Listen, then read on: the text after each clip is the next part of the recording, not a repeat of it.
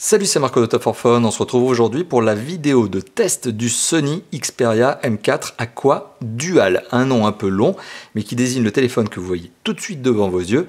Un mobile que j'ai eu l'occasion de vous présenter récemment lors d'une vidéo de déballage de la boîte que vous voyez ici en haut à droite de cette image. Le Sony Xperia M4 Aqua Dual, c'est un mobile moyen de gamme, un mobile qui est commercialisé au prix de lancement de 299 €. On est en août 2015 lorsque je fais cette vidéo et ce téléphone, on arrive déjà à le retrouver sur le web à environ 270 €, ce qui le rend déjà encore plus attractif, en tout cas qui lui permet d'être plus attractif encore, avec un prix un tout petit peu en dessous du prix de lancement, et c'est pas mal. On aime bien ce genre de bonnes petites nouvelles avec des prix qui baissent, on va dire, relativement rapidement. Le Sony Xperia M4 Aqua Dual, donc c'est un mobile moyen de gamme qui vient se classer entre la gamme Xperia E, celle des entrées de gamme, et la gamme Z, Xperia Z, celle des haut de gamme, ultra haut de gamme. Donc on est entre les deux et eh bien il y a quand même un bon point ici, c'est que comme on est entre les deux, eh bien on est sur un prix qui n'est pas trop élevé, mais on est aussi sur des performances qui sont quand même satisfaisantes et avec tout un tas de bons points. Et notamment je vais vous en donner deux tout de suite que l'on va détailler parmi d'autres tout au long de cette vidéo. Image à l'appui, vous allez le voir. Le Sony Xperia M4 Aqua Dual, que je vais appeler M4 Aqua, ça sera beaucoup plus simple. Eh bien premièrement c'est un téléphone qui fait de bonnes photos, donc c'est un bon photophone. Premier point, hein, et c'est toujours un bon point. Et le deuxième, c'est que ce téléphone est étanche. Il est normé IP68, ce qui veut dire qu'il peut aller jusqu'à 1,50 m de profondeur dans l'eau, et qu'il peut y aller pendant 30 minutes. Et là aussi, eh bien, preuve à l'appui, vous aurez votre petit passage au cours de cette vidéo qui vous montrera que ce téléphone est bien étanche. Et qu'on peut l'utiliser sous l'eau, en plus. Donc ça, c'est quand même un bon point. Voilà. Et on se retrouve donc pour le test d'étanchéité du Sony Xperia M4 Aqua, un mobile normé IP68, ce qui veut dire qu'il peut aller jusqu'à 1,50 m de profondeur, donc dans l'eau, forcément vous l'avez compris, et ce pendant une demi-heure. Bon, ici on est sur un petit récipient d'eau, ça va pas durer une demi-heure, ça va être quelques secondes, mais ça vous prouvera qu'effectivement le téléphone est parfaitement fonctionnel, une fois immergé, ou en tout cas au ressortir de l'eau, il marche parfaitement bien, et même sous l'eau, on peut quand même s'en servir, et vous allez le voir tout de suite. Alors, le Sony Xperia M4 Aqua, je vais juste lui lancer une petite musique. Voilà, un petit titre, non là je suis dans la galerie, ça n'a rien à voir. Je vais juste lancer donc un petit titre MP3, on y va. Hop, voilà. Donc on va mettre le son à fond et on va le plonger. Donc là le téléphone est, vous le comprenez, parfaitement fonctionnel. Il marche très très bien. Le son est encore véhiculé d'ailleurs, il n'y a pas de problème, bon, sauf qu'il est forcément étouffé. Ça n'a pas beaucoup d'intérêt de voir un téléphone marcher de façon comme ça sous l'eau, mais c'est juste pour vous montrer qu'il est parfaitement fonctionnel. Donc on va diminuer le son pour éviter que ça ne vous casse les oreilles au sortir de l'eau. Alors comme le téléphone vient de sortir de l'eau, forcément il a de l'écran, voilà, hop, là j'ai activé. Allez, hop, on y va. Donc là, comme je vous le disais, au sortir de l'eau, il y a de l'eau sur l'écran, donc forcément le tactile devient nettement moins précis. Mais ce qui est intéressant, c'est qu'on peut aussi le replonger dans l'eau et se servir du bouton physique appareil photo, hop, comme je suis en train de vous le montrer, pour tout simplement activer l'appareil photo et prendre une photo. Voilà. Donc il est aussi parfaitement possible d'utiliser ce téléphone sous l'eau en tant que caméra, on va dire caméra de piscine, quoi. Voilà, vous pouvez parfaitement aller dans l'eau avec, parfaitement dans une piscine. Alors dans la mer, sachez que si vous allez en mer, l'eau salée est fortement déconseillée dans le sens où elle va s'infiltrer ici dans les connecteurs qui eux sont à l'air libre, ce qui est volontaire hein, de la part de Sony puisqu'ils sont devenus étanches ces connecteurs, mais c'est déconseillé parce que ça va potentiellement abîmer les connecteurs. Donc il faut rincer à l'eau claire tout de suite après l'avoir immergé dans l'eau de mer. C'est fortement conseillé si vous faites ce genre de choses. Donc voilà, donc clairement c'est un téléphone qui est étanche, que vous pouvez utiliser en mode son dans l'eau, mais c'est pas très intéressant, mais que vous pouvez aussi utiliser en caméra, caméra de piscine on va dire, caméra étanche, appareil photo étanche. Voilà, donc ça c'est un bon point supplémentaire à mettre au compte du Sony Xperia M4 Aqua. On s'arrête ici pour le test d'étanchéité et on reprend la suite de la vidéo. Tout de suite. Donc ça c'était pour resituer un petit peu le téléphone sur son marché, vous dire un petit peu ce qu'il en est, qu'est-ce qu'il est que c'est un moyen de gamme? Oui, ça vous l'avez compris. Voilà, mais il y a plein de bons points sur ce téléphone, on va les détailler tout au long de cette vidéo. On va voir s'il s'agit d'un bon ou d'un mauvais smartphone. Bon, ça je pense que vous l'avez compris, il est plutôt dans les catégories des bons que des mauvais, ça se sent déjà à ma voix. Et puis on va aussi détailler tous les bons points, les mauvais points, et puis ça va vous permettre de vous faire votre propre idée. Et ça va vous permettre de savoir si finalement vous devez l'acheter ce téléphone. C'est votre opinion qui compte. Et d'ailleurs je compte sur vous pour la mettre dans les commentaires. N'hésitez pas à vous lâcher. Mettez-moi votre sentiment dans les commentaires sur ce téléphone. Alors, la première partie c'est l'esthétique. On va regarder ce à quoi ressemble ce téléphone. Alors, Avant que je ne l'oublie, il faut savoir que ce téléphone est décliné en 3 versions couleurs. Il y a la version que vous êtes en train de voir tout de suite, une sorte de rouge rosé que l'on appelle corail chez Sony. Il faut savoir qu'il existe aussi en noir et qu'il existe aussi en blanc. Bon, charge à vous de choisir la couleur qui vous plaît le plus. Ici, on est sur la version rouge, rose, corail. C'est pas celle que je préfère, surtout que je trouve le rose un petit peu pastel. Enfin, le rouge, je le trouve plutôt rose, donc un petit peu pastel, donc corail, un peu, on pourrait presque dire saumon d'ailleurs, c'est un peu particulier. Parce qu'on est vraiment en train de tirer sur le rose plutôt que sur le rouge. Il y en a à qui ça plairont, forcément. Je suis pas de ceux-là. Après, moi, j'aurais préféré une version blanche ou noire, mais c'est Sony qui a décidé de m'envoyer cette couleur. Et peu importe, parce qu'au niveau du test, ça ne changera rien du tout. Si, petite parenthèse avant que je ne continue ce test, il faut savoir que ce téléphone existe en 2 versions. Ne vous trompez pas quand vous l'achetez, si vous souhaitez l'acheter. Il y a la version M4 Aqua, tout court, qui n'est pas dual SIM, et qui est dotée de uniquement 8 Go de mémoire interne, de ROM donc, et il y a la version Dual qui elle a 16 Go. Et pourtant les deux sont commercialisés au même prix. Donc faites très attention lorsque vous allez acheter ce téléphone si vous voulez l'acheter. Prenez bien la version Aqua Dual qui est double SIM, que vous pouvez utiliser en simple SIM, mais surtout qui a 16 Go de mémoire et non pas uniquement 8. Donc gardez bien ça à la mémoire, gardez bien ça en mémoire. Hein. Donc là c'est bien la version 16 Go, je suis en train de tester. Alors le téléphone, on va faire un petit tour du propriétaire. Donc sur sa face avant, on a un écran ici de 5 pouces au-dessus duquel on retrouve le marquage Sony, caméra frontale 8 mégapixels sur laquelle je reviendrai tout à l'heure puisque c'est un des très bons points de ce téléphone. Un petit sticker que vous pourrez enlever, je ne l'ai pas enlevé mais vous pouvez l'enlever qui vous montre que c'est un double SIM. On retrouve l'écouteur, capteur de luminosité et de proximité sur la face avant. En dessous du mobile, on retrouve 3 touches. Elles sont tactiles, elles ne sont pas sensitives, ça veut dire qu'elles sont intégrées à l'écran, vous le voyez. D'ailleurs, en termes d'optimisation d'écran, bon, c'est pas bluffant, mais on n'est pas trop mal. Hein. J'ai quand même vu des écrans qui avaient un peu plus de marge encore au niveau de la carrosserie. Ici, on est sur quelque chose de raisonnable, c'est pas trop délirant. En dessous du téléphone, on a ici ce qui pourrait sembler être une grille d'écouteurs, mais en fait non, c'est tout simplement la grille du micro. Voilà, il y a un micro ici, et un deuxième micro d'ailleurs ici. On a le haut-parleur, par contre il est là le haut-parleur, le voici. Sur le côté gauche du mobile, on retrouve un slot caché par une trappe, je le rappelle, le téléphone est étanche, c'est la micro SD, un connecteur USB, micro USB pardon, qui est à l'air libre, ce qui évite d'avoir des trappes à casser, et ça c'est vraiment un bon point.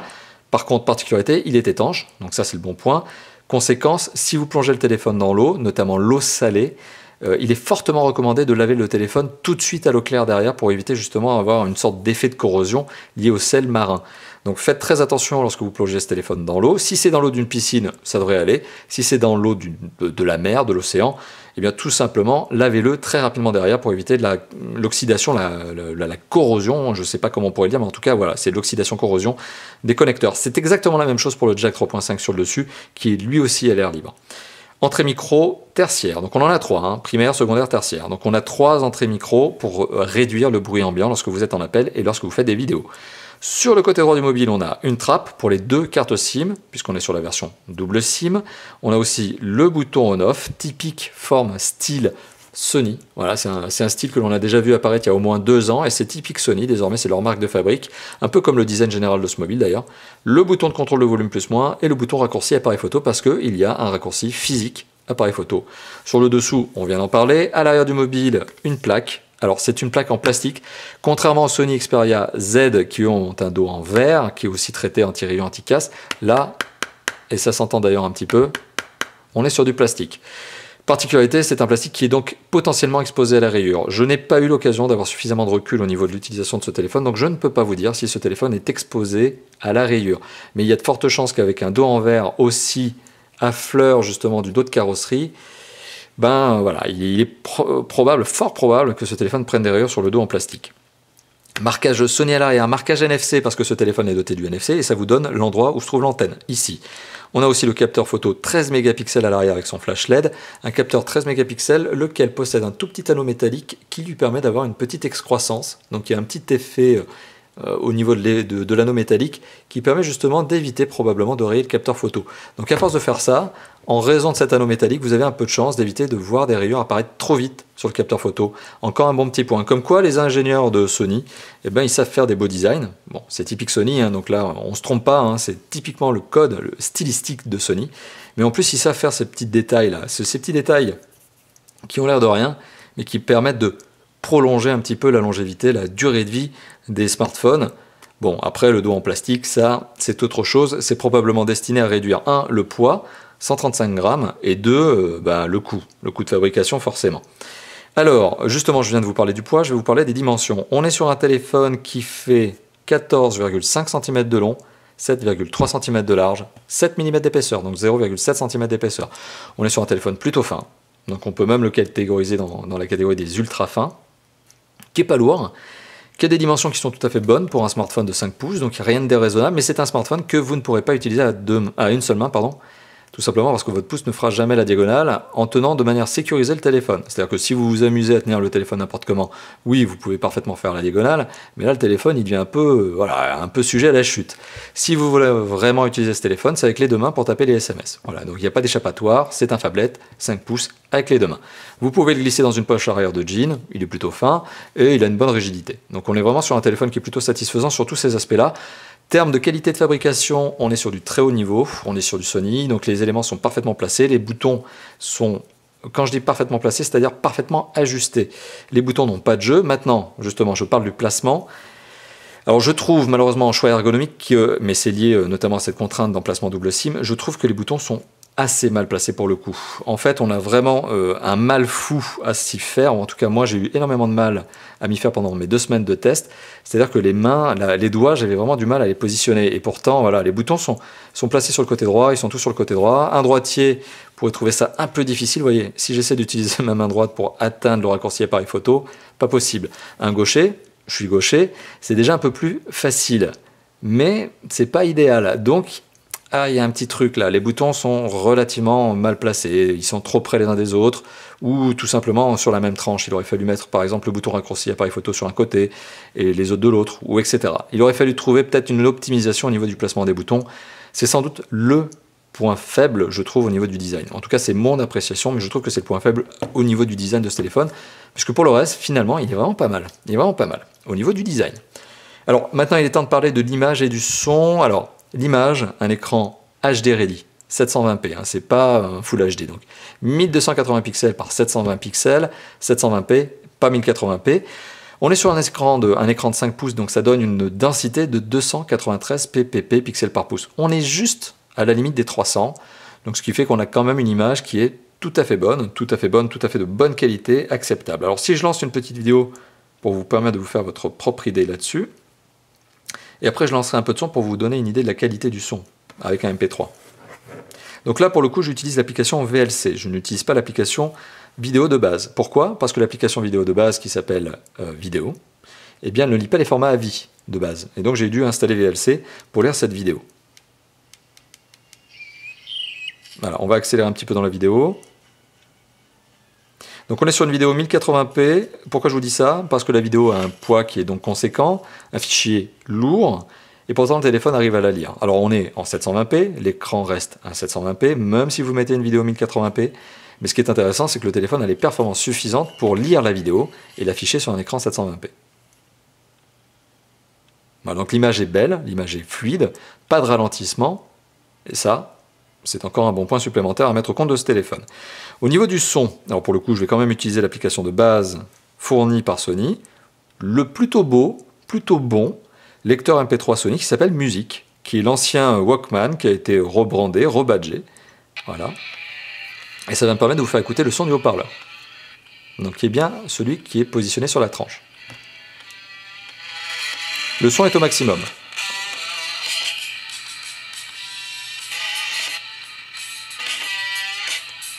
Bon. Donc vous l'avez compris, le son est relativement puissant, donc il n'y a pas grand chose à critiquer sur son niveau de puissance. Le son vient du haut-parleur qui se trouve sur la tranche inférieure, c'est un bon point parce que ça évite au son d'être étouffé, parce que le haut-parleur n'est pas collé au dos, mais il est collé sur la tranche. Par contre, quand vous jouez, ça dépend comment vous placez vos mains, mais si vous placez vos mains comme ça, c'est cuit, vous allez étouffer le son. Mais si vous placez vos mains comme ça, eh bien là vous avez gagné un bon point, parce que le son ne sera pas étouffé. Et donc en jeu, ce téléphone devient une bonne petite console portable. Grâce notamment, et c'est un des aspects, à son écran et aussi à la position du haut-parleur. Le haut-parleur a un son qui est relativement puissant, là n'est pas le problème, mais il manque peut-être un peu de clarté. C'est-à-dire que le contraste entre les aigus et les moyens et les basses est relativement faible. Donc en fait, on se retrouve avec une sorte de bruit entre aigus, moyen, basse, ce qui fait qu'on a l'impression qu'il manque un petit peu de, vous voyez, il manque un peu de courbe de son, d'amplitude de son, et on est donc sur quelque chose qui reste bon, avec de la puissance, mais qui pour certains pourrait sembler manquer de clarté, un peu de netteté au niveau du son. Et c'est un peu la petite parenthèse de ce haut-parleur. Par contre, pour le jack et l'écouteur, vous vous en doutez, rien à redire. On est sur des composants qui sont parfaitement maîtrisés par les constructeurs, et Sony n'est pas le moindre. Donc Sony sait parfaitement faire son travail au niveau des composants, et des emplacements d'ailleurs, vous l'avez compris. Ça, je trouve la place du haut-parleur plutôt bien pensée, plutôt maligne. Il y a beaucoup de constructeurs qui encore mettent les haut-parleurs au dos, c'est un peu dommage. Et ben Sony n'a pas fait cette petite erreur. En tout cas, pas sur le M4 Aqua. Voilà, donc ça c'était pour parler d'image et du son, donc il est temps de passer aux performances. Pour les performances, eh bien vous le savez, j'utilise un tas d'applications pour les valoriser. Hop, là je glisse juste cette petite application qui est un jeu qui est Asphalt 8 pour ne pas l'oublier. Première application que j'utilise, c'est Antutu. Antutu Benchmark version 5. Je sais pas combien, 5.7 quelque chose sans doute. Et on va voir, non, je ne veux pas donner mon avis. Aïe aïe aïe, c'était pour Enable le 64, peu importe. On va voir si dans l'historique, j'avais fait l'historique là. Est-ce que je l'ai? Oui, 31 885 points. Donc on va arrondir ça à 31 900 points. On est sur un score plutôt typé moyen de gamme, ça vous l'avez bien compris. On est dans le bon moyen de gamme. Voilà, on n'est pas dans le petit moyen de gamme, début de moyen de gamme, on est dans le bon moyen de gamme. C'est un téléphone qui est doté de composants qui forcément sont moyen de gamme et qui permettent à ce téléphone de fonctionner à merveille. Alors je vais vous les donner ces composants pendant que justement je lance la petite application Epic Citadel pour vous donner une image et donc la fluidité d'image. Alors je vais baisser le son là. Ah, c'est un peu fort quand même. Donc Epic Citadel, je vais le lancer, en même temps je vais vous parler tout simplement des composants.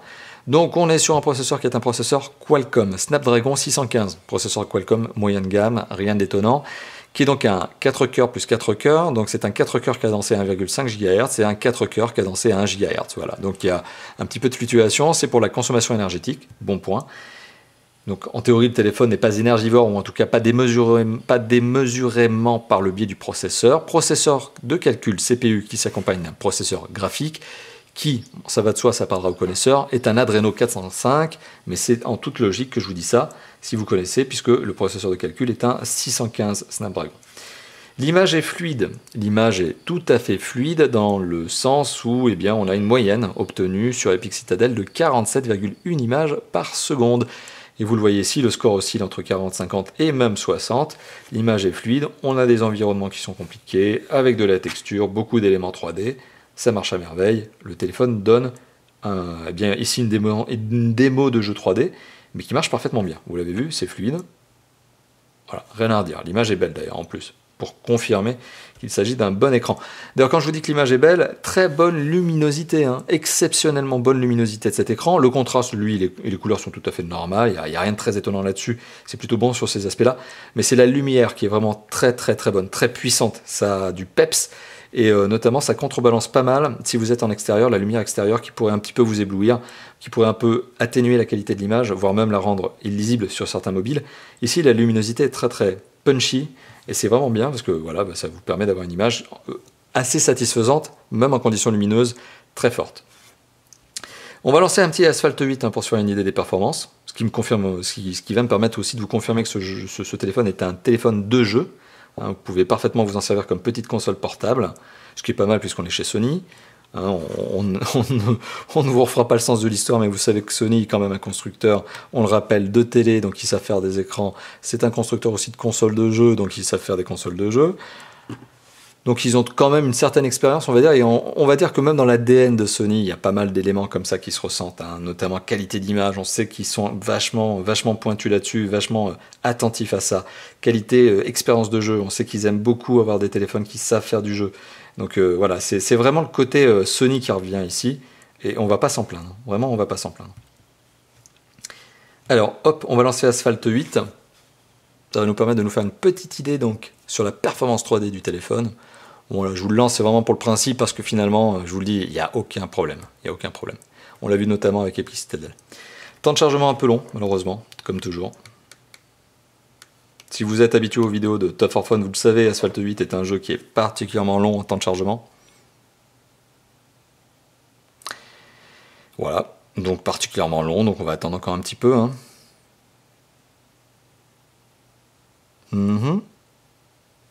C'est méga long. C'est méga long. C'est méga long. Voilà, on y arrive. Je me demande si le jeu n'était pas tenté de me coller encore une petite page de pub. Parce que maintenant qu'Asphalt 8 est devenu un méchant free-to-play, hein, page de pub, il y en a pas, hein, il y en a pas mal hein, quand même. Enfin, on n'en voudra pas à Gameloft de vouloir gagner leur vie. Alors voilà, on est sur Asphalt 8, vous l'avez vu, ça marche à merveille, il n'y a pas de ralentissement, bingo, j'éclate les concurrents, tout se passe bien. Séquence de jeu, hop, tout à fait fluide.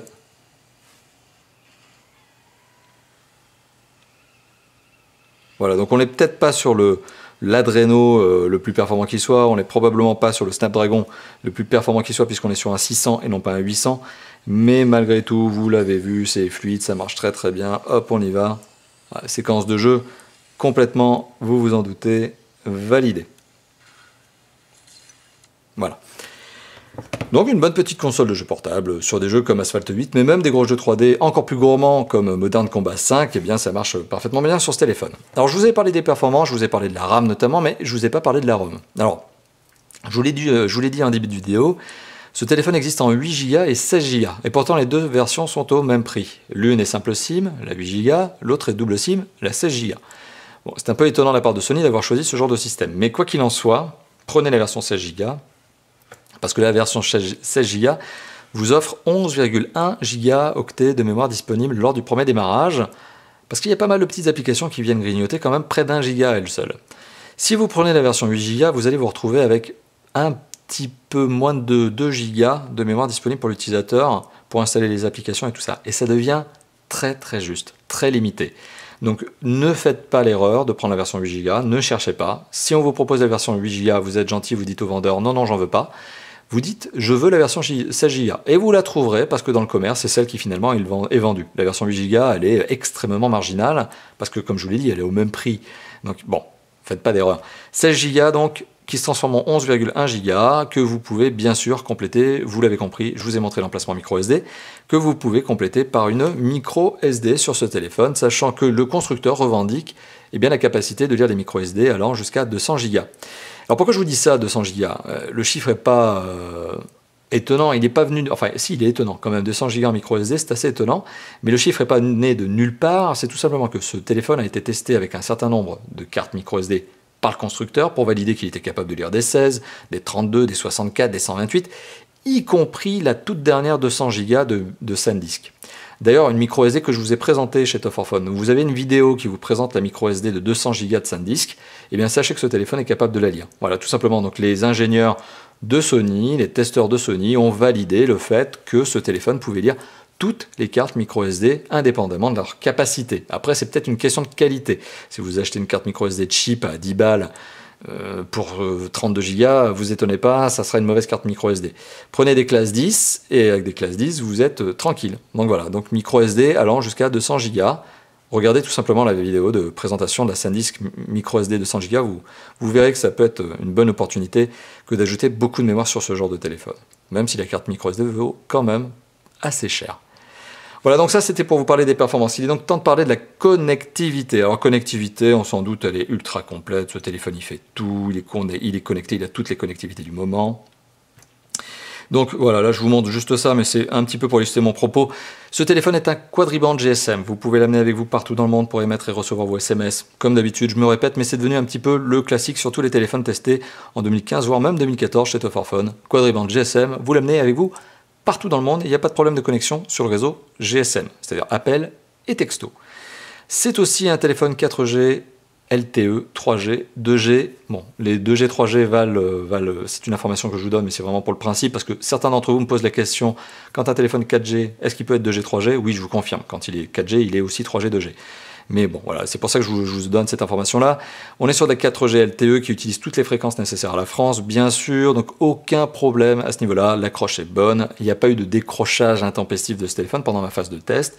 Ça a été un point satisfaisant de ce téléphone. Donc, on est sur un vrai GSM, on est sur un vrai Internet mobile, un vrai web mobile sur ce téléphone, 4G, LTE. À côté de ça, on a tout ce qu'il faut. Bien sûr, vous vous en doutez, on a du Wi-Fi, ABGNDN est là, il est aussi hotspot ce téléphone. Ce téléphone est doté d'un Bluetooth 4.1. Donc vous pouvez l'utiliser avec des appareils qui acceptent ce genre de connectivité.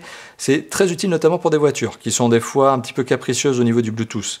Donc là, vous êtes sur un 4.1. Donc en théorie, l'interconnectivité avec les voitures ne devrait pas y avoir de problème, hein. On est sur un téléphone à GPS GLONASS, doté également du NFC. Comme je vous l'ai montré, le logo est à l'arrière et ça vous donne l'endroit où se trouve l'antenne. Le téléphone est doté d'un emplacement micro USB 2.0, vous vous en doutez, pour la charge et la synchronisation en filaire. Le jack 3.5 est un jack 3.5 format CTIA. Et ce téléphone est également doté de la radio FM, puisque vous avez un radio FM RDS dans ce téléphone. Mais vous allez le voir, hop, quand vous voulez l'utiliser, il faut brancher le kit piéton en guise d'antenne. Bon, ça c'est un grand classique. Mais bon, il y a bien la radio FM. En gros, qu'est-ce qui manque à ce téléphone en termes de connectivité? Rien, si ce n'est pour les plus tatillons l'infrarouge que l'on peut retrouver sur certains ultra haut de gamme, qui n'est pas présent ici. Et bah tant pis, franchement l'infrarouge on ne l'utilise pas sur les téléphones modernes, c'est un mythe. Rares sont les utilisateurs qui utilisent leur téléphone en infrarouge pour changer la chaîne à la télé, parce que c'est le seul usage, hein. Avoir un téléphone infrarouge, c'est uniquement pour vous en servir comme télécommande de télé, hein, ou de lecteur DVD, etc. Mais c'est comme télécommande, donc ça ne sert pas à grand chose en soi. Bon, voilà, donc vous avez l'explication. On est sur un téléphone qui dispose de toutes les normes de connectivité modernes, actuelles, demandées, nécessaires, que vous voudriez avoir, etc. Donc c'est parfait de ce côté-là. Pas de décrochage intempestif et au contraire même, très bonne accroche, y compris en satellite. Donc c'est un bon point parce que le fixe satellitaire, il ne met pas 3 plombes, ça s'accroche bien, d'autant plus que le téléphone est AGPS, donc ça lui permet d'être encore plus rapide. Autre point de ce téléphone qui est pas mauvais, pas bon, on va dire que c'est un axe, allez, c'est un bon point quand même, je vais arrêter de minorer là-dessus. C'est le DAS, débit d'absorption spécifique. Le téléphone n'émet que 0,600 watts par kilo d'onde lorsque vous l'utilisez, donc c'est un score tout à fait normal, tout à fait bon pour un smartphone commercialisé en 2015 de conception moderne. Donc on est sur un téléphone qui a un bon DAS, bon, il n'est pas bluffant ce DAS, hein, il est bon, hein. Il y a des téléphones qui arrivent entre 0,2 et 0,3, mais il y a encore des téléphones qui dépassent les 1 watt par kilo en 2015, ce qui est un petit peu étonnant, un petit peu bête de la part des constructeurs. 0,605 watts oui, par kilo, c'est le DAS de ce téléphone et c'est un bon DAS, voilà, c'est pas bluffant mais c'est un bon DAS. Système d'exploitation, allez hop on y va, système d'exploitation, pour ça hop, on va dans les réglages du téléphone, ça va me permettre de vous montrer le... Oh là là, et si j'arrête d'appuyer n'importe où, ça sera beaucoup mieux. À propos du téléphone, on va aller dans le... il est où là? Mise à jour du logiciel, ça c'est bon, information, ah bah là voilà, version Android 5.0. Ah dis donc, j'avais du mal à la trouver. Donc on est sur Lollipop, ça vous le voyez. Hop là, Lollipop avec ce beau petit jeu où je suis vraiment passablement mauvais, si ce n'est complètement nul. Donc on est sur Android Lollipop, donc 5.0. Bah, c'est la dernière version, bon, il y a la version 5.1, mais c'est la dernière version de Android, de Google, donc proposée par Google. Sur Android, proposé par Google, donc qui est installé dans ce téléphone, on a une surcouche de la part de Sony, une surcouche maison.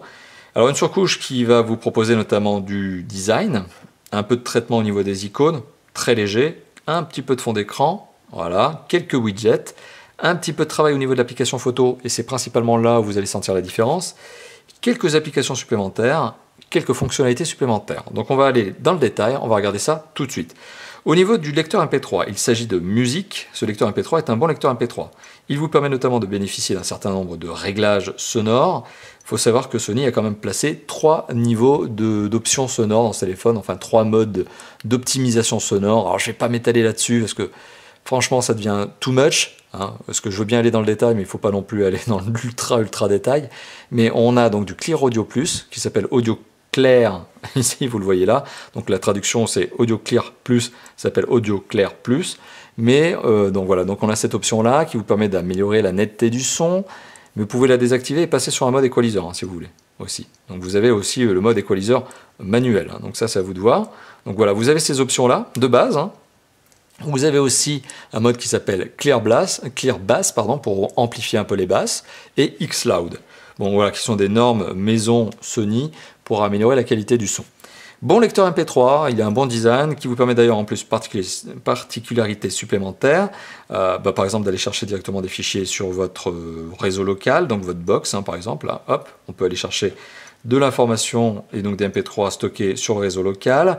Vous avez la possibilité d'aller télécharger des informations sur les titres MP3 que vous avez dans votre téléphone, mais aussi les pochettes des albums. Donc voilà, encore une bonne note. Donc ça met à jour finalement votre bibliothèque de MP3. donc bon point. Vous avez aussi l'application album, un petit peu retravaillée, donc qui est une galerie, hein. C'est une galerie, rien d'autre, mais qui vous permet de lire de manière un peu plus confortable vos photos, voilà, de zoomer, dézoomer, d'en avoir plus, d'en avoir moins. Bon, ça c'est le petit côté un petit peu fun de cette application. Vous avez l'application vidéo, qui permet de lire des vidéos, pas les formats à vie. Ah ouais, les formats à vie, j'ai dû télécharger, je vous l'ai montré tout à l'heure, VLC Media Player, je crois que c'est comme ça qu'il s'appelle, enfin VLC tout court. Non, même pas Media Player, je crois qu'il ne s'appelle pas Media Player, c'est VLC tout court. Une très très bonne application qui pallie justement au manque de codec de certaines autres applications, comme c'est ici le cas avec vidéo.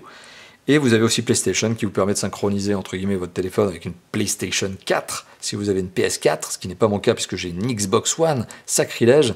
Mais bon, voilà, donc sachez que vous avez aussi la possibilité de synchroniser votre téléphone avec une PS4.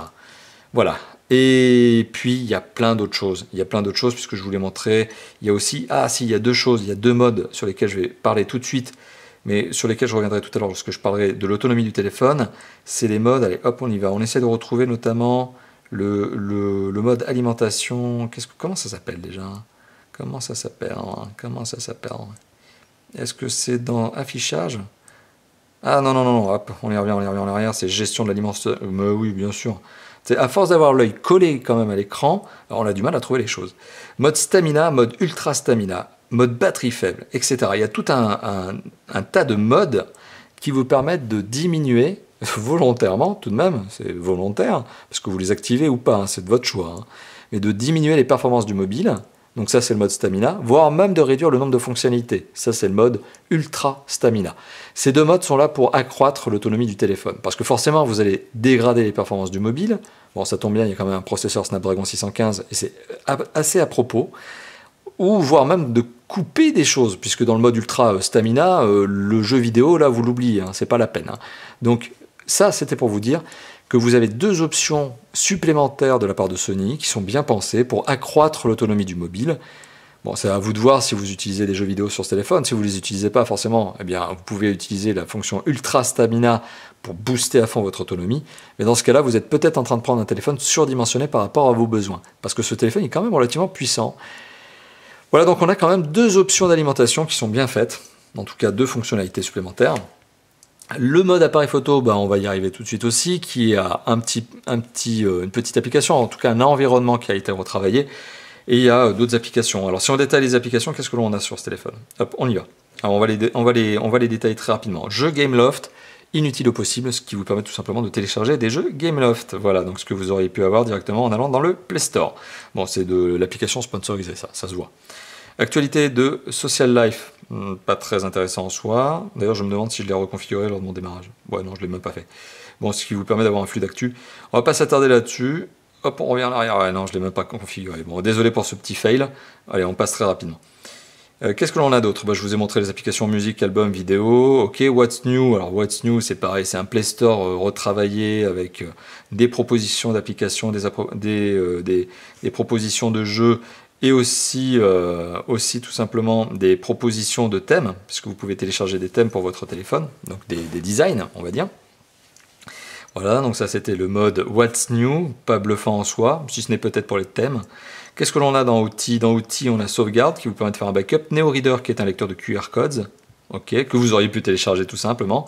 Track ID, petit truc Sony qui est pas mal, c'est une sorte de Shazam version Sony qui vous permet tout simplement de connaître le titre MP3 que vous êtes en train d'écouter, par exemple, MP3 pardon, musical. Vous écoutez la radio, vous avez une musique qui vous plaît, bam, vous écoutez la musique avec votre téléphone, en tout cas vous faites écouter la musique par votre téléphone et ça vous donnera l'auteur. Donc voilà, donc Track ID, c'est pas bête, c'est une sorte de Shazam. Voilà, qu'est-ce que l'on a d'autre? Assistant, bon, si vous avez un bug avec votre téléphone. PartyShare pour partager des playlists. AVG Protection qui est une application antivirus. Office Suite qui vous permet de lire des PDF, documents Word, Excel, PowerPoint sur votre téléphone. Qu'est-ce qu'on a? Top Games de Gameloft. Bon, ok, encore une application sponsorisée. Ok, qu'est-ce que l'on a d'autre? Dessin qui vous permet de prendre des petits dessins. Bon, c'est mignon, voilà. Donc, si vous avez envie de prendre des petits dessins, hein, de faire des petits dessins colorés, comme ça. Allez, hop, on y va. Voilà, donc c'est une petite application de dessin assez mignon, mais bon, c'est pas bluffant en soi, mais voilà, bon, ça fait partie des petits trucs qui ont été ajoutés. Qu'est-ce que l'on retrouve d'autre? On y va en détail. File Commander qui vous permet d'avoir un petit lecteur, un petit outil de gestion de mémoire qui vous permet de regarder la mémoire de votre téléphone. C'est un peu mieux que la fonction de base. C'est un peu retravaillé. Et Movie Creator qui vous permet notamment de, par exemple, recomposer une vidéo à partir de vos propres vidéos que vous auriez filmées, de donner des petits effets à vos photos, etc. Voilà. Donc en termes de surcouche, on est sur une surcouche, alors je vous donne mon sentiment, qui est pas mal faite, dans le sens où on a des modes qui sont sympas. Les fonctionnalités qui sont fonctionnalités Ultra, Stamina et Stamina sont des bonnes fonctionnalités. Les applications qui sont notamment musique, je la trouve vraiment très bien faite. Elle est plutôt design, elle a des bons petits plus dedans, notamment cette notion d'équaliseur, notamment cette notion de téléchargement de pochette et d'informations complémentaires sur un MP3. C'est assez malin. Vidéo manque de codec, c'est un peu dommage, mais sinon l'application est pas mal. Voilà, donc globalement, la surcouche, elle propose des applications et des fonctionnalités qui sont pas mal. Elle en propose aussi beaucoup qui sont strictement inutiles et qu'il aurait mieux valu vous laisser télécharger à votre bon souhait. Et il faut savoir que ce téléphone, malheureusement, ne permet pas de désinstaller les applications par défaut. Tout ce que vous avez par défaut est ininstallable. Donc vous avez finalement les seules applications que j'ai pu installer, que je peux désinstaller moi-même ici sur ce téléphone, parce que je les ai installés moi-même, vous avez compris le truc, c'est les 4 qui sont ici. Antutu, Epic Citadel, VLC, Asphalt 8, pour le besoin du test. Mais tout le reste dans ce téléphone est installé par défaut, de base, et vous ne pouvez pas le supprimer. Donc il y a facilement environ 1 giga d'espace de stockage, ouais, presque 1 giga d'espace de stockage qui sont squattés par des applications qui ne peuvent pas être désinstallées. Voilà. C'est un peu dommage. C'est un peu dommage parce que ça vous force un peu la main, mais c'est une stratégie très connue chez Sony. C'est pas la première fois qu'on voit ce genre de choses quand on teste des Sony.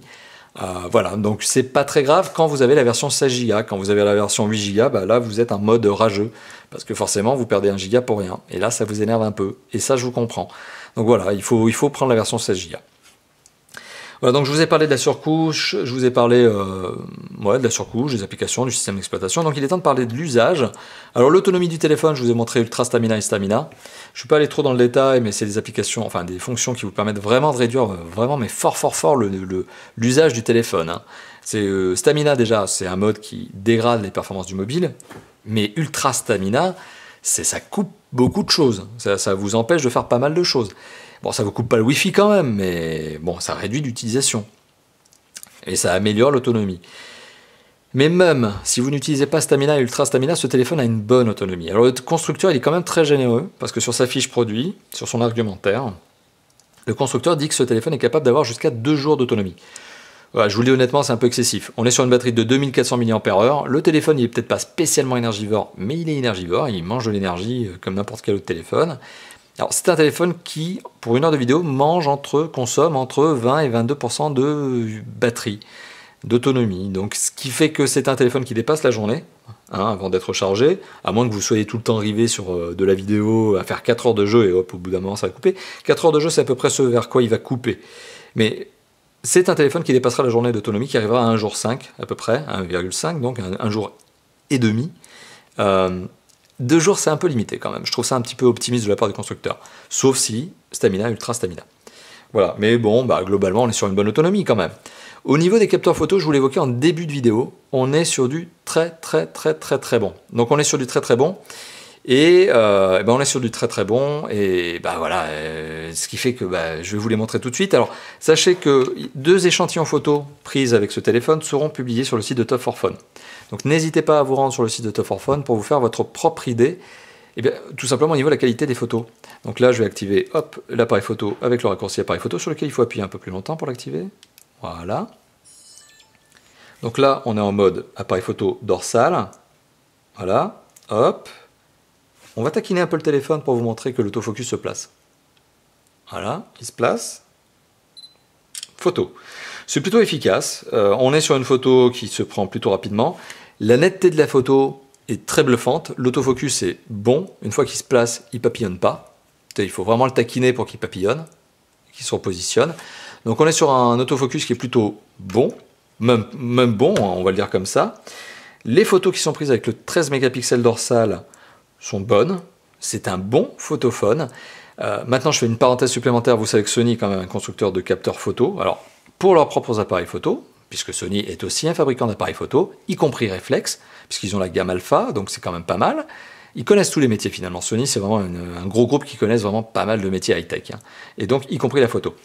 Et je le rappelle que Sony est quand même le constructeur des capteurs photo qui notamment est installé dont les iPhone 6 sont dotés. Donc c'est Sony qui fabrique les capteurs de l'iPhone 6. Je vous dis ça parce qu'on pourrait se poser la question, mais oui, Sony fabrique des capteurs photo, mais pour Sony. Non, non, Sony fabrique des capteurs photo pour énormément de constructeurs dans le monde. Et c'est d'ailleurs une division qui est rentable chez Sony. Donc c'est la division appareil photo, capteur photo pour les constructeurs.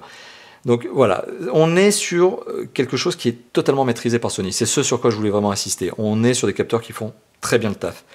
Sur un moyen de gamme qui est bien doté. Ça, c'est pour le capteur dorsal. Sur le capteur photo frontal, on est sur un capteur photo frontal 8 mégapixels. Pas de flash LED, mais un 8 mégapixels qui prend très bien les photos. Voilà, donc on voit la caméra, on voit les petits parapluies photo. Là, pour le coup, aujourd'hui, je n'en ai que 2 qui ne travaillent pas le troisième pour éviter d'avoir trop de lumière. Mais on peut prendre parfaitement les photos. C'est efficace, c'est rapide, ça marche bien, vous l'avez vu. Voilà, efficace. Le 8 mégapixels, donc forcément, c'est destiné à faire des selfies.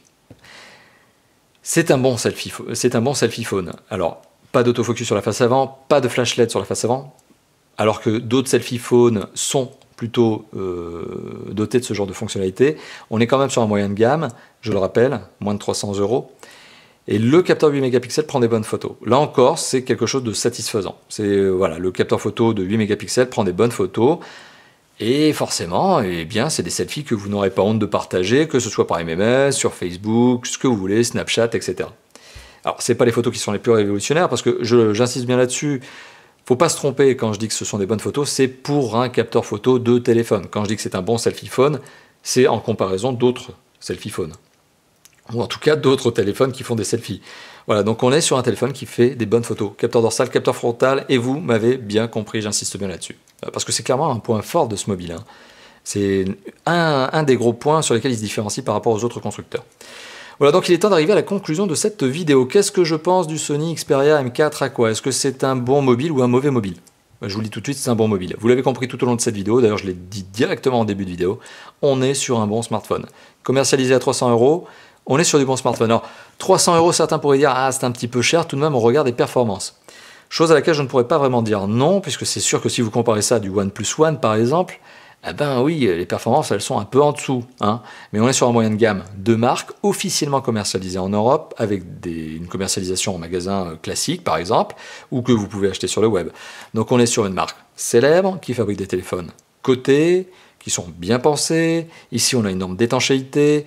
Donc, il y a plein de choses qui compensent cette performance qui est moyenne, mais on est sur un moyen de gamme. On est sur un moyen de gamme qui vaut son prix. Je trouve que les 300 € qui sont demandés pour ce téléphone sont tout à fait logiques, tout à fait légitimes de la part de Sony. Donc, au final, on est sur un téléphone qui est relativement performant, donc moyennement performant et relativement performant, et donc de toute façon satisfaisant en termes de performance pour faire tourner toutes les applications et les gros jeux, y compris gros jeux 3D, etc. Tout marche à merveille sur ce téléphone. On est sur un téléphone qui bénéficie d'une très bonne connectivité complète. On est sur un téléphone qui a un bon écran, 720p. On aurait voulu un 1080p, mais le téléphone aurait forcément coûté plus cher. Donc 720p, on est sur un écran qui a une bonne luminosité, bonne qualité de son, avec en plus, vous l'avez vu, l'application musique avec des équaliseurs. Bonne connectivité, bonne performance, bon écran, image et son. Système d'exploitation Android 5.0, donc il est à jour. Il a une surcouche. Cette surcouche, je ne la trouve pas, c'est ça la contrepartie, je la trouve pas spécialement belle. Je la trouve qu'elle est un peu datée. Elle n'a pas vraiment bougé depuis 2 ans. Elle a un look qui est un petit peu trop différent de ce que l'on appelle le material design qui a été imposé par Google sur Android 5.0. Donc on se déconnecte un peu ici de cette très belle tendance material design qui a été imposée entre guillemets par Google. On est sur un design un peu old school, un peu daté. Alors c'est pas catastrophique parce que c'est pas moche non plus, mais par rapport aux standards de design actuels en termes de surcouche, on est un petit peu à côté. Donc finalement, vous voyez, je pinaille un peu, mais le petit point ici, pour moi négatif, c'est ça. C'est principalement cette petite surcouche, tu peux dater. Autre petit point négatif, c'est le fait que tu as quand même 1 giga de stockage qui est consommé par des applications que tu ne peux pas désinstaller. Voilà, donc c'est un peu bête. Allez hop, j'ai dit tu, bon, vous ne m'en voudrez pas, moi qui vous vois depuis le début, mais voilà, c'est ça qui est un petit peu bête, donc dommage, cette obligation, cette incapacité à désinstaller des applications. Après, autre point, c'est que le dos du téléphone est en plastique, et ce dos en plastique, je ne connais pas sa longévité, je ne sais pas s'il va résister à la rayure longtemps, contrairement à d'autres dos en verre, tels que ceux qui sont sur les Sony Xperia Z. ça peut être un problème. Ça peut être un problème parce qu'il peut prendre la rayure, et s'il prend la rayure, bah, oui, forcément, ne pensez pas le changer parce qu'il est intégré au téléphone. Autre point, ce téléphone est unibody. La batterie est figée à l'intérieur du téléphone. Ça n'est pas vous qui pourrez la démonter, à moins d'être un expert et d'être très doué. Mais moi, par exemple, je me classe dans la moyenne des utilisateurs. Je suis parfaitement confortable avec ce terme. Dans la masse des utilisateurs, moi, jamais je ne démonterai une batterie d'un téléphone unibody comme celui-là.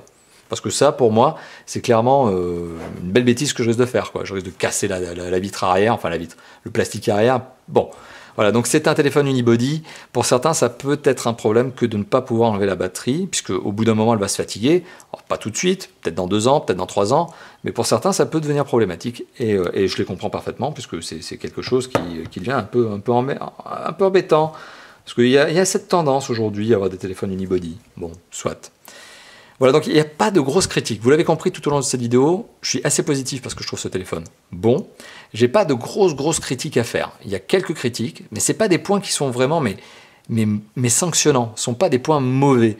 C'est un bon mobile au global, avec des petites faiblesses et des petits points sur lesquels on aurait quand même amélioré. On aurait quand même aimé voir Sony faire des améliorations. Voilà, on espère que notamment pour le M5 Aqua qui sortira, bon, je ne sais pas dans combien de temps, eh bien ces petites choses soient corrigées, notamment le dos en plastique, notamment ces applications qu'on ne peut pas désinstaller. Voilà, mais c'est vraiment des petits points et c'est vraiment pour pinailler parce que globalement, à l'usage, ce téléphone va vous satisfaire. Il y a vraiment très peu de chances que ce téléphone ne vous donne pas une satisfaction au niveau de l'usage. Autonomie, tout est là, voilà. Donc vous l'avez compris, je suis enthousiaste au niveau de ce téléphone, mais parce que c'est du bon téléphone de marque, quoi. On est sur un bon Sony. Sony a fait du bon produit, et voilà, il n'y a rien d'autre à dire, quoi, tout simplement. Voilà. Merci d'avoir visionné cette vidéo, une vidéo donc un peu longue, parce qu'il a fallu prendre le temps d'analyser le téléphone sous tous les angles, de le détailler. Vous l'avez vu, j'ai été dans le détail. Peut-être pas aussi loin que certains auraient voulu, mais j'ai été dans le détail. Je me rends compte maintenant que je n'ai pas inséré la vidéo... le petit passage, notamment de l'étanchéité, donc ce qui veut dire que vous allez sentir une coupure un peu brutale au niveau de la vidéo, parce que je vais l'insérer un peu de manière brutale, mais voilà. Bon, tout ça pour vous dire, vous l'avez compris, merci d'avoir regardé cette vidéo qui est un peu longue, merci à vous donc. N'hésitez pas à liker, partager, commenter la vidéo si vous avez envie, hein, lâchez-vous, faites-nous plaisir, faites-moi plaisir justement, commentez la vidéo, partagez-la, likez-la. Abonnez-vous à notre chaîne YouTube si ça n'est pas déjà fait. On compte sur vous justement pour propulser notre chaîne YouTube justement parce que c'est à cause de vous, c'est grâce à vous. C'est un peu moche de dire à cause, mais c'est grâce à vous justement qu'on continue notre boulot parce que voilà, vous nous donnez envie. Et puis plus on a d'abonnés, plus ça veut dire que notre chaîne elle plaît. C'est toujours sympa quand même d'avoir de plus en plus d'abonnés et de vous compter de plus en plus nombreux dans notre communauté. Voilà, donc n'hésitez pas à vous abonner. Et vous pouvez aussi passer sur notre site internet où vous avez 2 échantillons photos de ce téléphone, pris avec ce téléphone, pardon. Et vous avez le forum, et vous avez Facebook, et vous avez Twitter, vous avez plein d'endroits où nous retrouver, tout simplement. Donc je vous remercie encore d'avoir visionné cette vidéo, et je remercie aussi Sony de jouer le jeu avec nous, et de nous prêter les téléphones, et surtout de nous les prêter, et de nous laisser la totale impartialité au niveau de nos tests, parce que c'est une bonne marque, et franchement, ils font du bon boulot, voilà, il faut le dire, clairement. Allez, merci d'avoir visionné cette vidéo, trêve de blabla, et je vous dis à bientôt pour d'autres tests de présentation et de déballage, comme toujours. Allez, à bientôt, ciao ciao.